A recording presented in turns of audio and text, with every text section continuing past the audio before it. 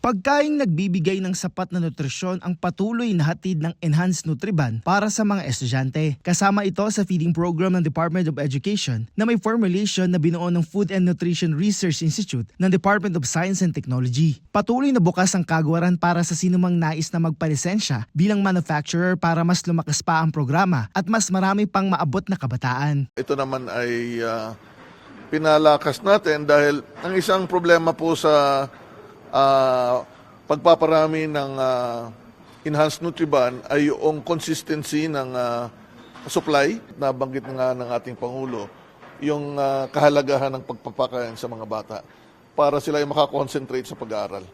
Anya, ang sinumang interesado sa naturang formulation ay maaaring makipag-ugnayan sa FNRI. Samantala, una na nagpakita ng interes sa Enhanced Nutriban ng pribadong kumpanyang San Miguel Foods para sa paggawa ng premix nito.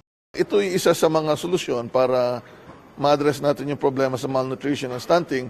Pero hindi lang pang bata to, kahit sino pwede.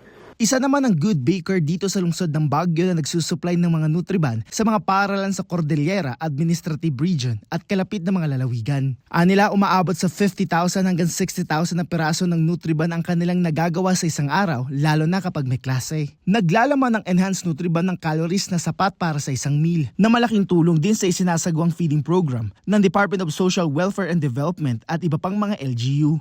Other than feeding program po, I think with some disasters that has already been through dito po sa Cordillera, it's also a very good product that can easily reach